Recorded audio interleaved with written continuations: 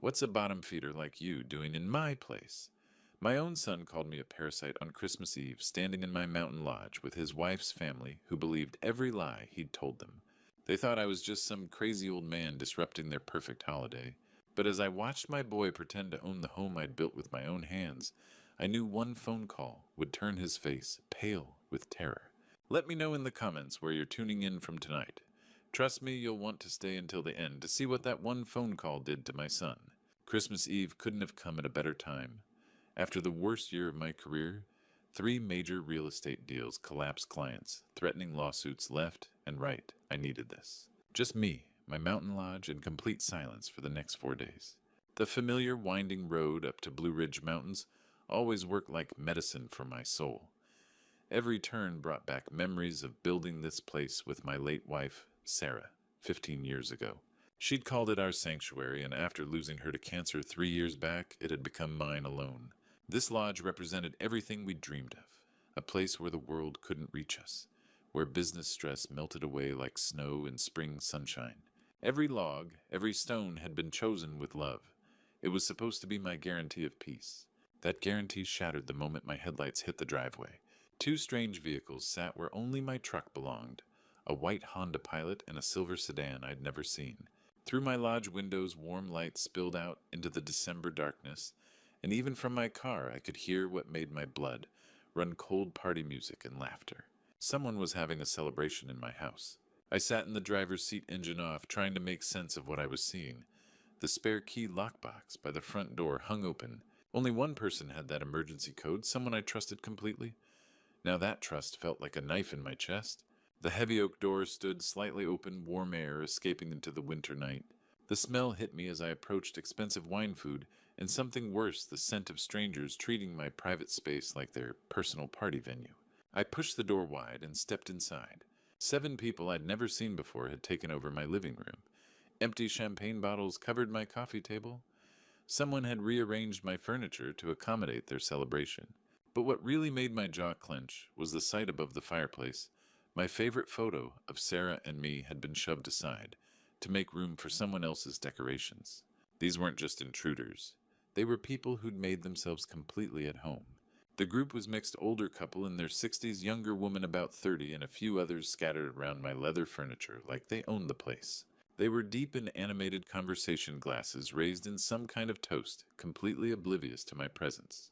That's when I spotted him, standing near my stone fireplace, holding what looked like my 20-year-old bourbon, the bottle Sarah gave me for our last anniversary. A young man in his early 30s suddenly went rigid. His laugh died mid-sound as our eyes locked across the room. The recognition was instant and devastating. For a moment that felt like an hour neither of us moved. The party continued around us, but everything else faded into background noise. This wasn't some random break-in. This wasn't strangers who'd somehow gotten lucky with my security code. The man standing in my living room, drinking my bourbon, treating my sanctuary like his personal playground, wasn't a stranger at all. And judging by the look of pure panic that flashed across his face, he knew exactly who I was, too. The shock of recognition hit me like a sledgehammer to the chest. Preston, my son, standing in my living room after nearly 2 years of radio silence, holding my bourbon like he owned the place. I'd stopped trying to reach him 18 months ago after dozens of unanswered calls and texts that disappeared into the void. The last time we'd spoken, he'd hung up on me during an argument about his mounting credit card debt. Since then, nothing. No birthday calls, no holiday messages, not even a response when I'd texted about Sarah's anniversary. Now here he was in my sanctuary looking at me like I was the problem. The seconds stretched between us like a taut wire ready to snap. Then something shifted in his expression. The initial panic I'd glimpsed morphed into calculation, and calculation hardened into something ugly and deliberate. "What's a bottom feeder like you doing in my place?" The words hit me like a physical blow. I actually staggered backward, my hand instinctively reaching for the doorframe to steady myself. In all our fights, all our disagreements over the years, Preston had never spoken to me with such venom, such calculated cruelty. The fact that he was doing it now in front of strangers made it feel like my chest was being crushed in a vice. The party atmosphere died instantly. Conversation stopped mid-sentence. Glasses paused halfway to lips, and all eyes turned toward us like we were actors who'd just stepped onto a stage neither of us had asked for. The young woman I'd noticed earlier, petite, dark-haired, probably in her late 20s, immediately moved to Preston's side. Her body language screamed protection mode as she placed herself slightly in front of him. "Preston, what's going on? Who is this man?" The casual way she asked the question, as if I were truly a stranger, made my stomach drop. How long had Preston been lying to these people about his family, about me? The older couple exchanged worried glances. The man, distinguished looking with graying temples, leaned forward in his chair. The woman beside him, elegant in that effortless way some people carried themselves, touched her husband's arm with obvious concern. "I have no idea who this crazy old man is." Preston continued, his voice gaining strength as he played to his audience. "Someone must have given him the wrong address. Sir, you need to leave before I call security." Crazy old man. My own son was calling me a crazy old man in front of strangers, denying my very existence like I was some delusional vagrant who'd wandered in from the cold. "Preston." I managed fighting to keep my voice steady despite the earthquake happening in my chest. "What are you doing here? How did you even—" His eyes flashed with something that might have been fear, quickly masked by renewed aggression. "I don't know how you know my name, but that doesn't give you the right to break into my house." My house. The words echoed in my head like a cruel joke. This was my sanctuary, my refuge, my memorial to Sarah. Every stone in that fireplace, every beam in the ceiling, every carefully chosen piece of furniture represented years of planning and love and hope. "Your house." The question came out as barely a whisper. "That's right." Preston's voice grew louder, more confident as he fed off the supportive presence of his companions. "This is family property, and you're trespassing. I suggest you leave before things get unpleasant." The dark-haired woman nodded emphatically. "Preston's right. We should call the police." The older man, who'd been quiet until now, suddenly spoke up. His accent carried a slight Hispanic lilt. "Preston, wait a moment." He gestured toward me with obvious confusion. "How does this man know the security code? You said only family had access to this place." Miguel's question hung in the air like smoke from a snuffed candle. I watched Preston's face, saw the flicker of panic return before he could suppress it. "He must have been watching the house," Preston stammered. "These mountain areas have problems with people like him." But Miguel wasn't satisfied. "The alarm was armed when we arrived. You disarmed it yourself. How could he possibly know the code?" Miguel's question seemed to drain all confidence from Preston's face. I watched him scramble for an explanation that made sense. "He's been stalking me," Preston said, his voice pitched higher than before. "These mountain areas attract crazy people. He probably watched me enter the code from a distance." Even Preston seemed to realize how ridiculous that sounded. Miguel's eyebrows rose skeptically. Memorizing the 6-digit code from across a dark driveway was impossible, and everyone knew it. But Preston wasn't finished digging deeper. "This is my family's mountain property. I inherited it from my grandfather 2 years ago." Elna, the elegant older woman, tilted her head with confusion. "Preston, you've never mentioned a grandfather or any inheritance." I watched doubt creep across their faces. These people clearly cared about Preston, but they were starting to see the cracks in his story. Carmen looked torn between loyalty and growing suspicion. "Preston wouldn't lie about something this important," she said, but her voice wavered. "Would you—" Preston's face flushed red. "Why would I lie about my own property?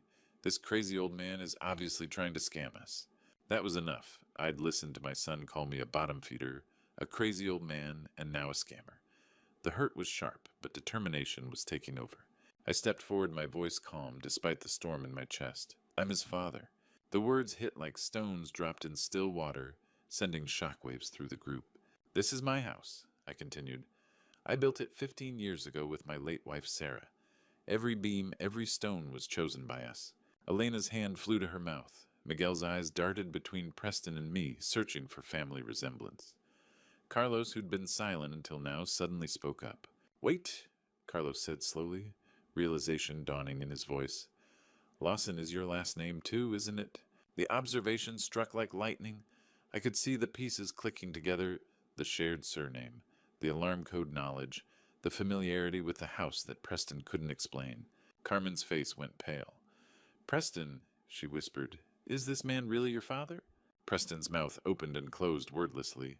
His confident performance was collapsing like a house of cards. "No," he finally managed, but the denial sounded hollow.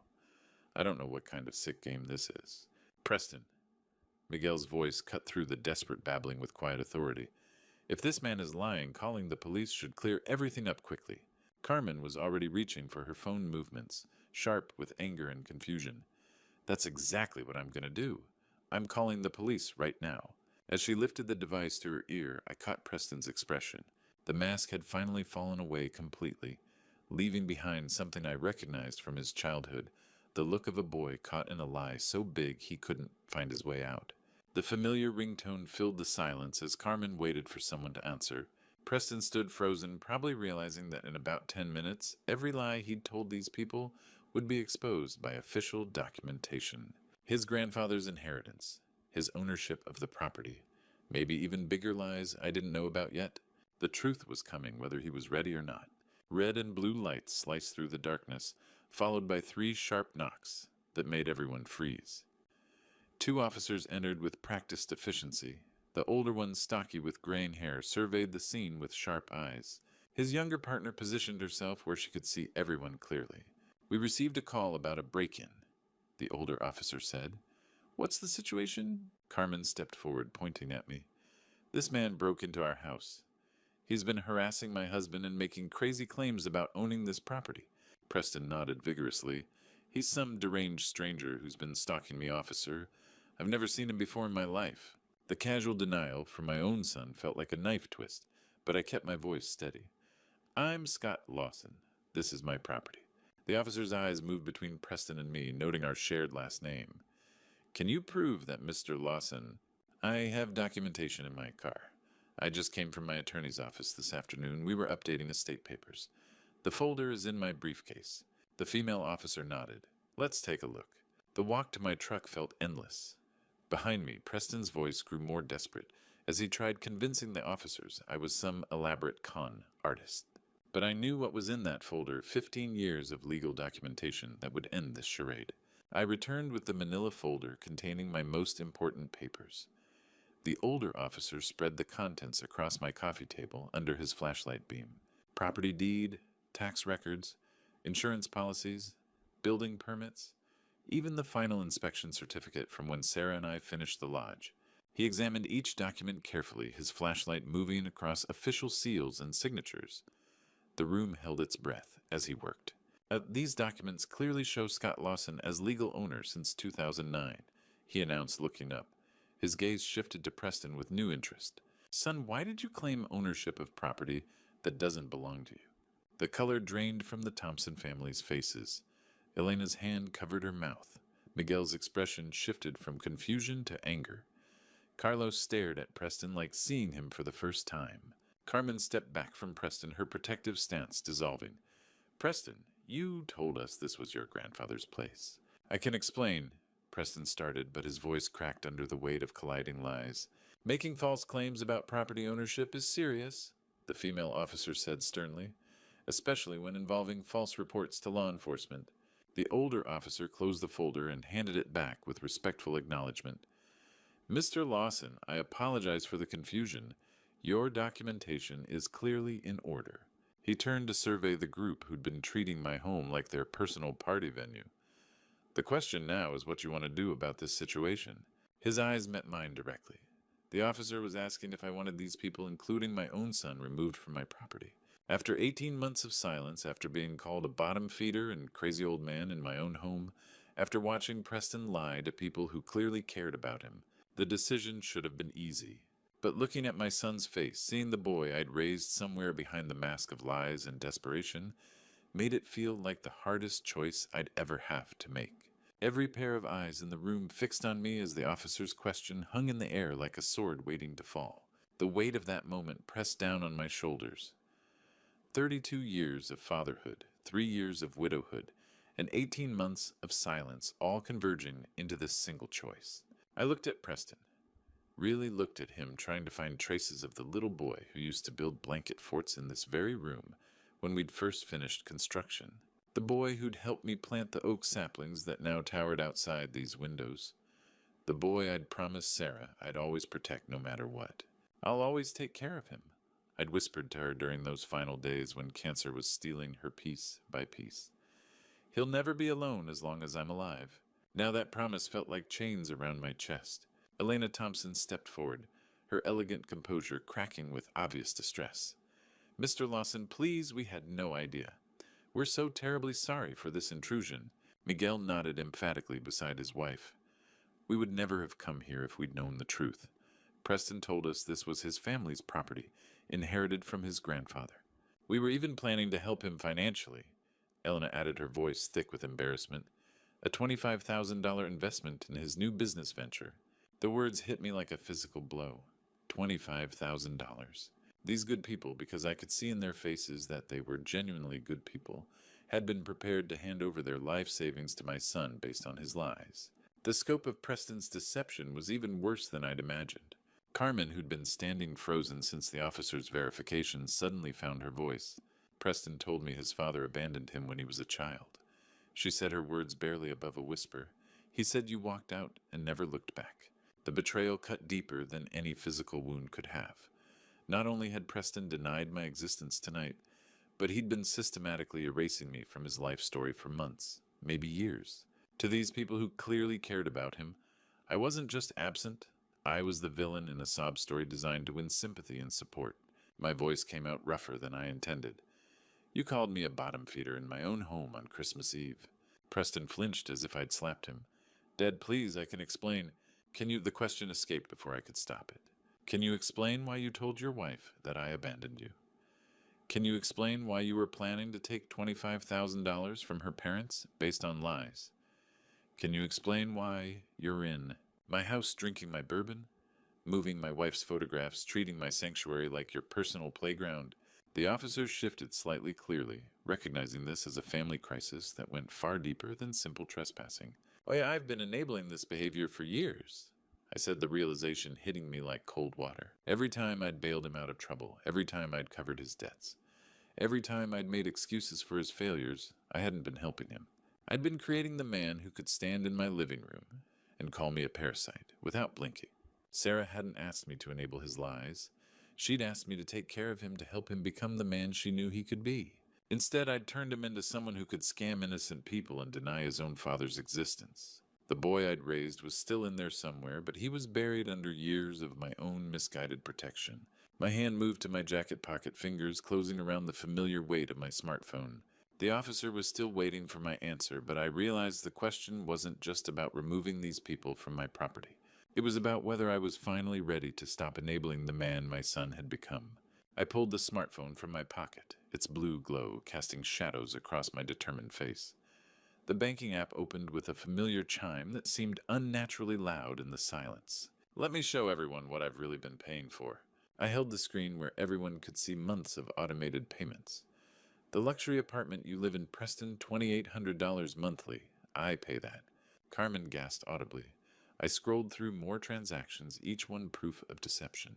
"Car payments for that BMW outside $847 monthly. Also mine." I turned the phone toward the Thompson family, letting them see the evidence. Miguel's face went ashen. Elena covered her mouth with trembling fingers. "Health insurance, auto insurance, renter's insurance." I continued methodically. "All under my policies, all paid by me." Preston's voice cracked. "Dad, please, not in front of them. 3 credit cards in your name. Current balance $12,000. Guess who makes the payments?" Carmen stared at Preston betrayal written across her face. "You told me your salary covered our lifestyle." The lies unraveled faster than Preston could spin new ones. I watched him search for explanations that didn't exist. Monthly allowance of $1,500. Phone service, internet utilities, everything you need to maintain the illusion of independence. The officer stepped closer, recognizing this went far beyond property disputes. "The total I've given you annually exceeds $78,400. I said, letting the number hang in the air. "For 6 straight years." Elena made a sound like she'd been punched. That was more than many families earned yearly, and I'd been handing it to my son like pocket change. My finger moved to cancellation options, each tap deliberate and final. "Apartment subsidy cancellation initiated. These terminations take effect within 48 hours. The electronic confirmation chime echoed like a death knell. "Car loan payments canceled." Chime. "Credit card autopay canceled." Chime. "Insurance policies coverage terminated." Chime.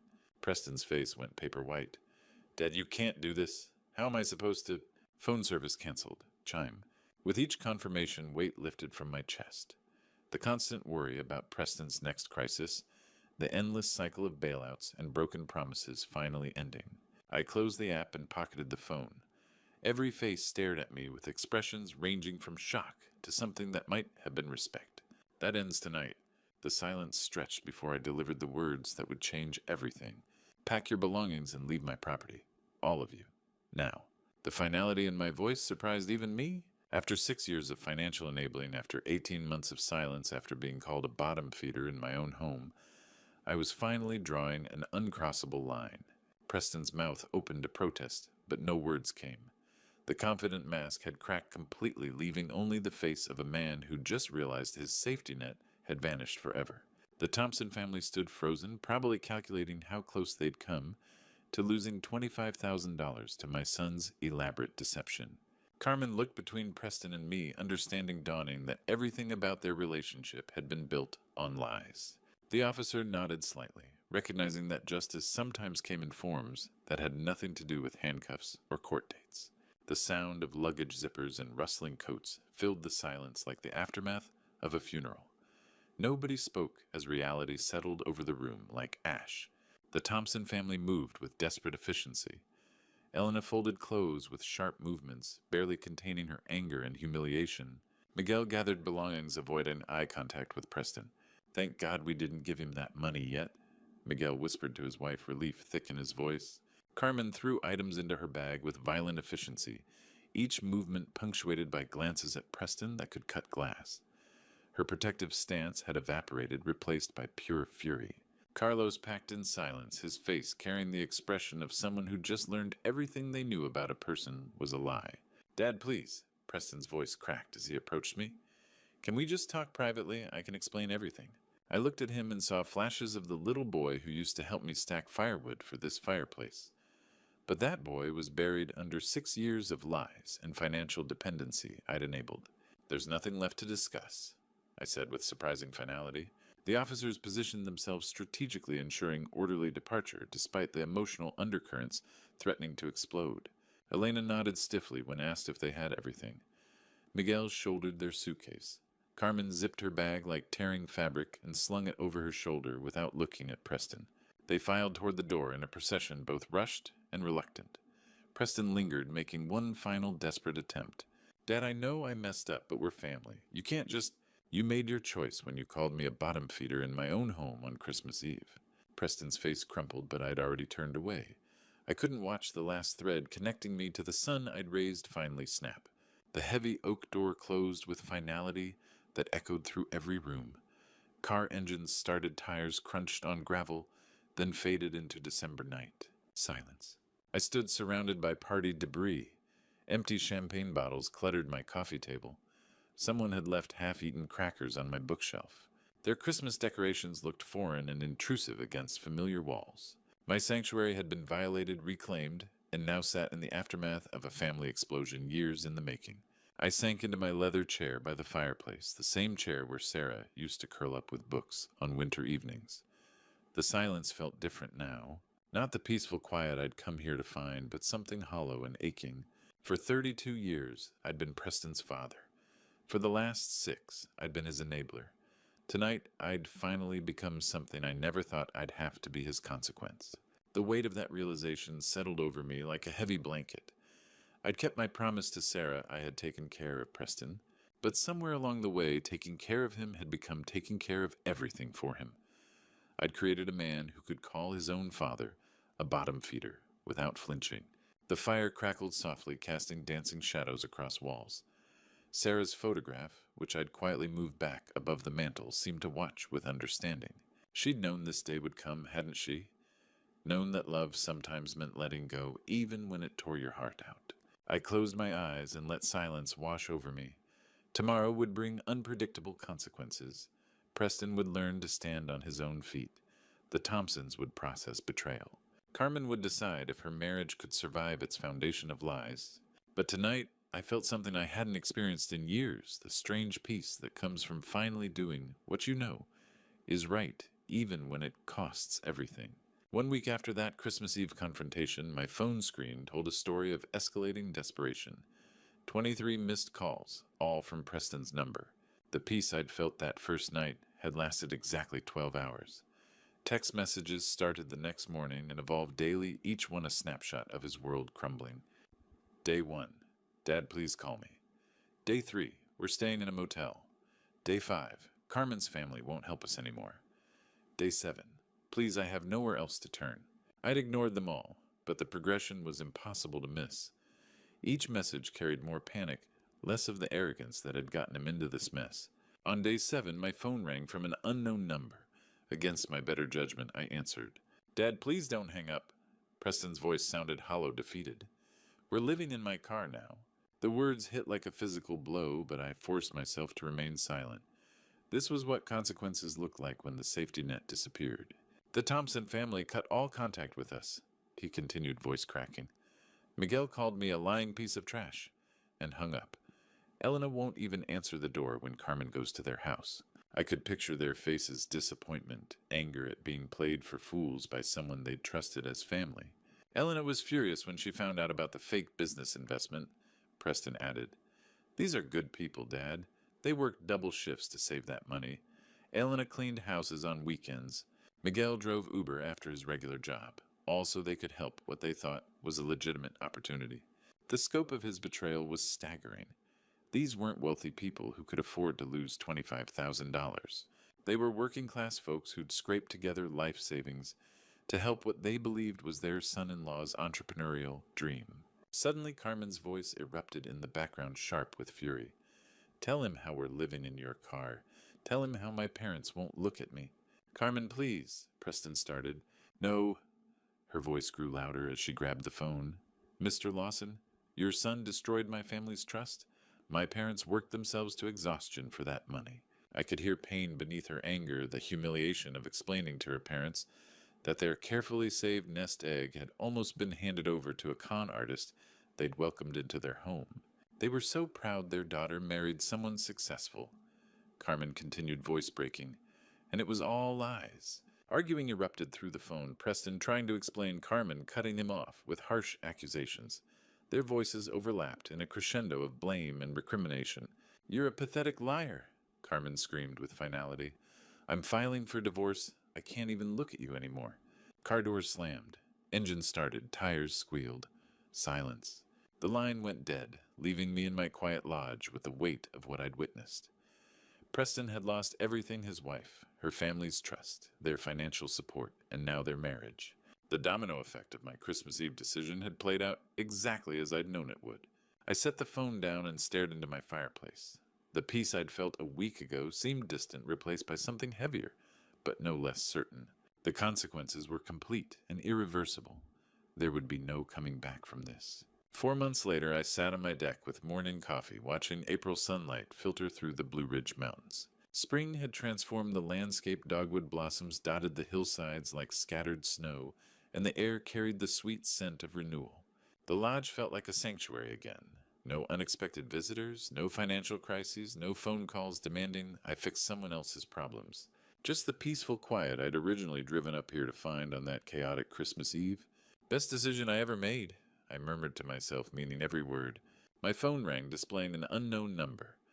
For a moment I considered letting it go to voicemail, but something made me answer. Dad, it's me.